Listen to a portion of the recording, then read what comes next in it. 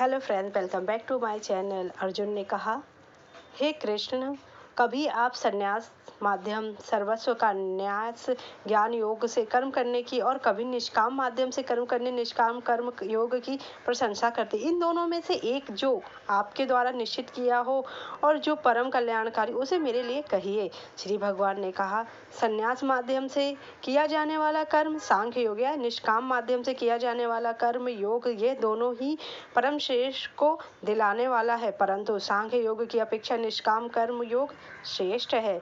हे महाभाव, जो मनुष्य ना तो किसी से घृणा करता है, ना ही किसी की इच्छा करता है, वह सदा सन्यासी ही समझने योग्य है, क्योंकि ऐसा मनुष्य राग द्वेष आदि सभी द्वंद्वों को त्याग कर सुखपूर्वक संसार बंधन से मुक्त हो जाता है। अल्प ज्ञानी मनुष्य ही सांख्य योग और निष्काम कर्म योग को अलग अलग समझते हैं, ना कि पूर्ण विद्वान मनुष्य। दोनों, क्योंकि दोनों में एक में भी अच्छी प्रकार से स्थिर पुरुष दोनों के फल स्वरूप परम सिद्धि को प्राप्त होता है। जो ज्ञान योगियों द्वारा प्राप्त किया जाता, वही निष्काम कर्म योगियों को भी प्राप्त होता। इसलिए जो मनुष्य सांख्य योग और निष्काम कर्म योग दोनों को फल की दृष्टि से एक देखता है, वही वास्तव में सत्य को देख पाता है। हे महाभाव, निष्काम कर्म योग के आचरण के बिना संन्यास कर सर्वस्व का त्याग दुख का कारण होता है, और भगवान के किसी भी एक स्वरूप को मन में धारण करने वाला निष्काम कर्म योगी पर ब्रह्म परमात्मा को शीघ्र प्राप्त हो जाता है। कर्म योगी इंद्रियों पर विजय प्राप्त करने वाला होता है और सभी प्राणियों की आत्मा का मूल स्रोत परमात्मा में निष्काम भाव से मन को स्थिर करके कर्म करता हुआ भी कभी कर्म से निर्लिप्त नहीं होता है। कर्म योगी परम तत्व परमात्मा की अनुभूति करके दिव्य चेतना में स्थिर होकर देखता हुआ, सुनता हुआ, स्पर्श करता हुआ, सूंघता हुआ, भोजन करता हुआ, चलता हुआ, सोता हुआ, सांस लेता हुआ, इस प्रकार यही सोचता है कि मैं कुछ भी नहीं करता हूँ।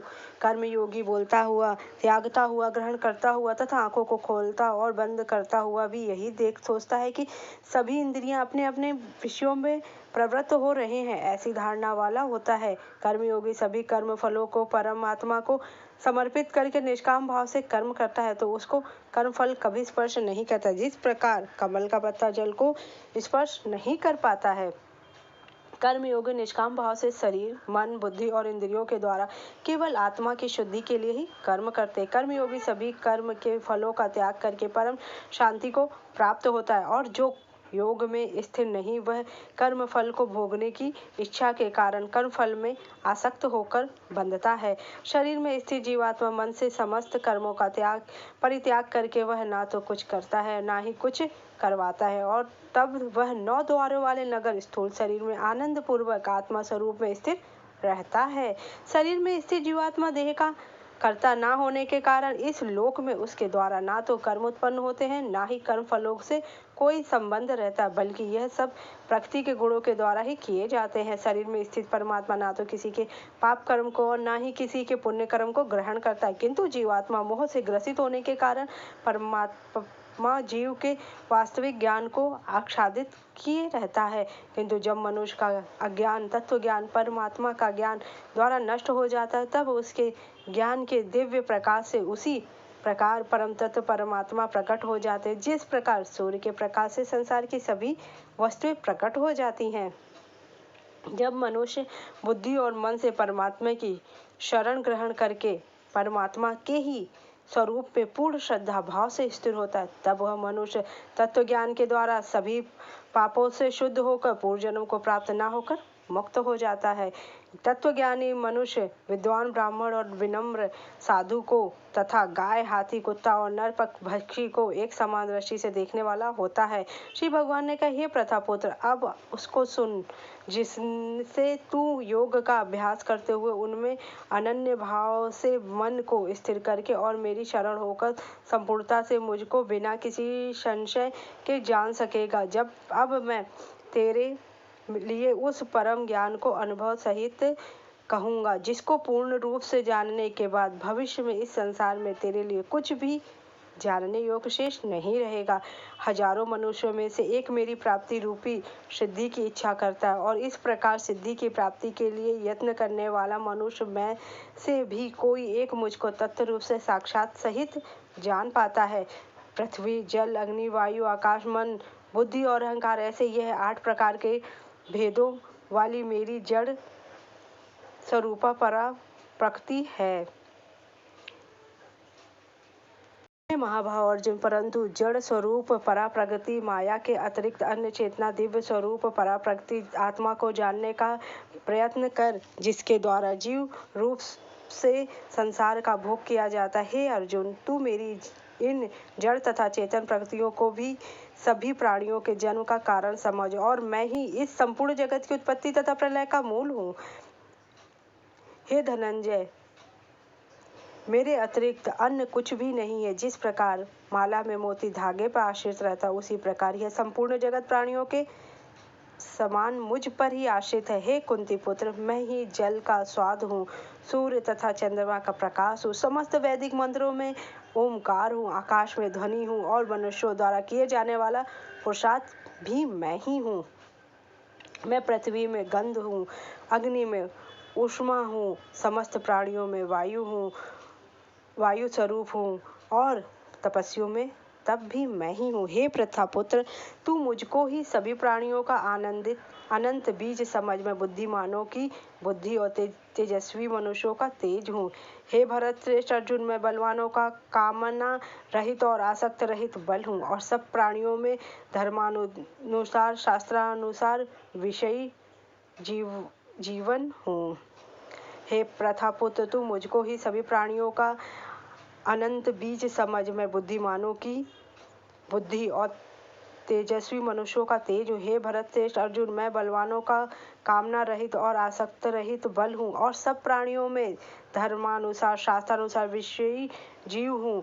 प्रकृति के 3 गुण सत्व गुण, रज गुण और तम गुण से उत्पन्न होने वाले भाव, उन सबको तू मुझसे उत्पन्न होने वाले समझ। परंतु पृथ्वी के गुण मेरे अधीन रहते, मैं उनके अधीन नहीं हूँ।